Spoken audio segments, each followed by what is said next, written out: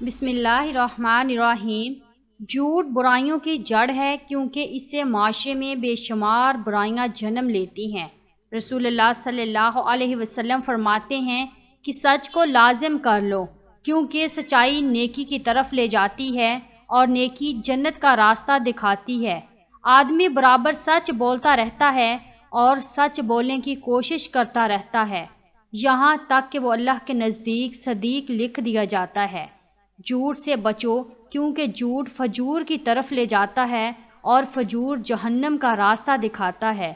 آدمی جھوٹ بولتا رہتا ہے، جھوٹ بولنے کی کوشش کرتا رہتا ہے یہاں تک کہ اسے اللہ کے نزدیک کذاب لکھ دیا جاتا ہے۔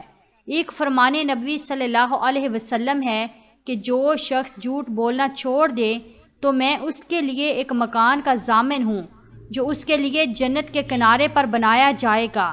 جس نے جھگڑا کرنا چھوڑ دیا اور وہ حق پر ہے یعنی حق پر ہونے کے باوجود جھگڑا نہیں کرتا، اس کے لیے جنت کے وسط میں مکان بنا دیا جائے گا۔ اور جس نے اپنے اخلاق اچھے کیے اور اس کے لیے جنت کے اعلیٰ درجے میں مکان بنایا جائے گا۔ ارشاد نبوی صلی اللہ علیہ وسلم ہے کہ جب بندہ جھوٹ بولتا ہے تو اس کی بدبو سے ایک فرشتہ 1 میل دور ہو جاتا ہے۔ مزید فرمایا کہ بڑی خیانت کی بات یہ ہے کہ تو اپنے بھائی سے کوئی بات کہے اور وہ تجھے اس میں سچا جان رہا ہے اور تو اس سے جھوٹ بول رہا ہے۔ آپ صلی اللہ علیہ وسلم کا فرمان عالی ہے کہ مومن کی اتباع میں تمام خصلتیں ہو سکتی ہیں مگر خیانت اور جھوٹ نہیں، یعنی دونوں چیزیں ایمان کے خلاف ہیں، مومن کو ان سے دور رہنا ضروری ہے۔ ایک دفعہ رسول اللہ صلی اللہ علیہ وسلم سے پوچھا گیا کہ مومن بزدل ہو سکتا ہے؟ فرمایا ہاں۔ پھر عرض کیا گیا کیا مومن بخیل ہو سکتا ہے؟ فرمایا ہاں۔ پھر پوچھا گیا کیا مومن کذاب ہو سکتا ہے؟ فرمایا نہیں، لیکن اس کے باوجود 3 جگہیں ایسی ہیں جہاں پر جھوٹ بولنا جائز ہے۔ نمبر 1، آدمی اپنی بیوی سے بات کرے تاکہ اس کو راضی کر لے، اپنی بیوی کو خوش کر سکے۔ میاں بیوی میں سے ہر ایک کے لیے یہ جائز ہے کہ وہ ایک دوسرے کو خوش کرنے کے لیے ایسی بات کہہ دیں، مثلا دونوں میں سے کوئی دوسرے سے یہ کہے کہ میں تم سے بے انتہا محبت کرتا ہوں تو یہ جائز ہے، خواہ اس کے دل میں محبت نہ بھی ہو۔ نمبر 2، جنگ میں جھوٹ بولنا تاکہ دشمن کو پستہ کیا جا سکے اور اسلامی لشکر کو کسی بڑے نقصان سے بچایا جا سکے۔ جنگ کے دوران اپنے مقابل کو دھوکہ دینا جائز ہے۔ اسی طرح جب ظالم ظلم کرنا چاہتا ہے اس ظالم سے بچنے کے لیے بھی جھوٹ بولنا جائز ہے۔ نمبر 3، لوگوں کے درمیان صلح کرانے کے لیے جھوٹ بولنا جائز ہی نہیں بلکہ ضروری ہے تاکہ 2 مسلمان بھائیوں کے دل میں نفرت کو محبت میں بدلا جا سکے۔ 2 لوگوں کے درمیان صلح کرانے کے لیے جھوٹ بولنا کہ اس کے سامنے یہ کہہ دے کہ وہ تمہیں اچھا جانتا ہے، تمہاری تعریف کرتا تھا یا اس نے تمہیں سلام بھیجا ہے، اور دوسرے کے پاس بھی اس قسم کی باتیں کرے تاکہ دونوں میں عداوت ختم ہو جائے اور صلح ہو جائے۔ رسول اللہ صلی اللہ علیہ وسلم نے ایک بڑھیا سے فرمایا کہ بوڑھی عورتیں جنت میں نہیں جائیں گی۔ پھر اس کے پریشان ہونے پر وضاحت فرمائی کہ میری مراد یہ ہے کہ جنت میں سب جوان ہو کر جائیں گے، بڑھاپے کی حالت میں کوئی بھی جنت میں نہیں جائے گا۔ اسی طرح ایک موقع پر جب ایک سائل نے اونٹنی مانگی تو آپ نے فرمایا ہم آپ کو اونٹنی کا بچہ دیں گے۔ اس نے پریشان ہو کر پوچھا کہ حضور اونٹنی کا بچہ میرے کس کام آئے گا، مجھے تو بڑا اونٹ چاہیے۔ تو آپ نے وضاحت فرمائی کہ ہر اونٹ کسی اونٹنی کا بچہ ہی ہوتا ہے، چاہے وہ کتنا ہی بڑا ہو جائے۔ حضرت عبداللہ بن عامر رضی اللہ تعالیٰ عنہ سے روایت ہے کہ رسول اللہ صلی اللہ علیہ وسلم ہمارے گھر میں تشریف فرما تھے کہ میری والدہ نے مجھے بلایا کہ میرے پاس آؤ تمہیں کچھ دوں۔ آپ نے فرمایا کیا چیز دینے کا ارادہ ہے؟ انہوں نے کہا کھجور دوں گی۔ تو آپ صلی اللہ علیہ وسلم نے ارشاد فرمایا اگر تو کچھ نہ دیتی تو یہ تیرے ذمہ جھوٹ لکھا جاتا۔ حضرت عائشہ رضی اللہ تعالیٰ عنہا فرماتی ہیں کہ بعض لوگوں نے رسول اللہ صلی اللہ علیہ وسلم سے کہنوں کے متعلق سوال کیا تو آپ صلی اللہ علیہ وسلم نے فرمایا کہ وہ کوئی چیز نہیں ہے۔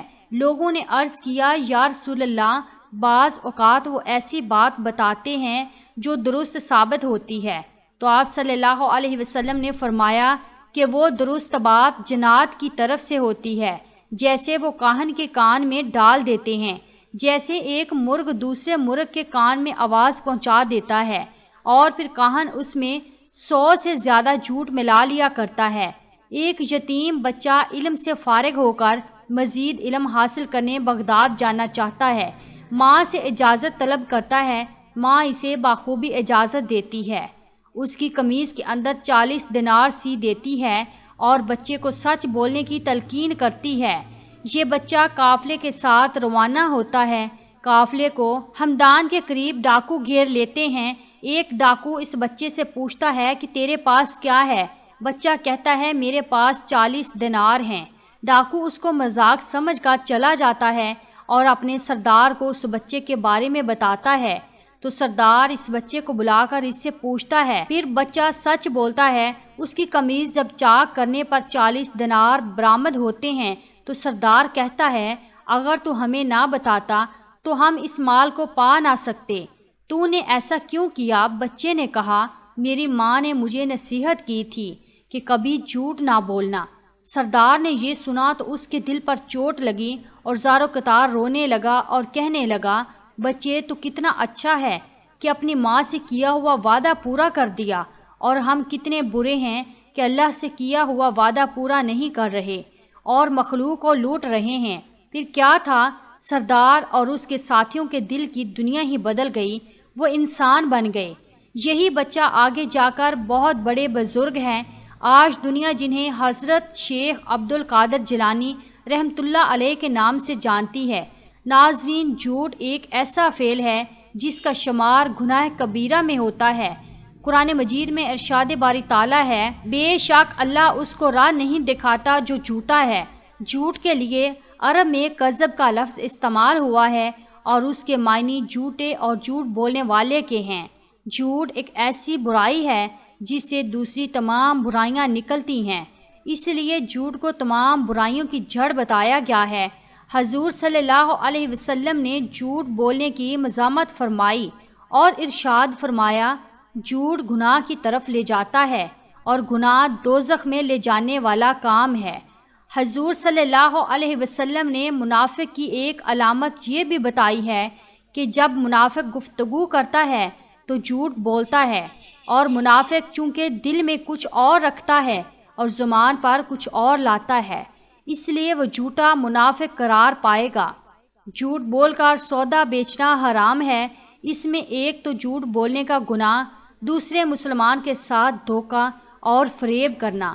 حضور صلی اللہ علیہ وسلم کا ارشاد ہے، تاجر لوگ قیامت کے دن بدکار ہونے کی حالت میں اٹھائے جائیں گے، سوائے اس شخص کے جو نیکی کا کام کرے، مثلا صدقہ خیرات دیا کرے، سچ بولے۔ حضور صلی اللہ علیہ وسلم نے ارشاد فرمایا، اللہ تعالیٰ قیامت کے روز تجارت میں جھوٹی قسمیں کھانے والوں سے نہ گفتگو کرے گا، نہ اس کی طرف توجہ فرمائے گا، اور نہ اسے پاک کر کے جنت میں داخل کرے گا، کیونکہ وہ شخص جھوٹی قسم کے ذریعے اپنے مال و تجارت کو فروغ دینے والا ہوگا۔ حضور صلی اللہ علیہ وسلم نے ارشاد فرمایا ہے، سچا اور امانت دار تاجر قیامت کے دن نبیوں، صدیقوں، شہیدوں اور ولیوں کے ساتھ ہوگا۔ ناظرین، کومنٹ باکس میں آمین ضرور لکھیے اور ویڈیو کو لائک کیجیے، چینل کو بھی سبسکرائب کیجیے۔ شکریہ۔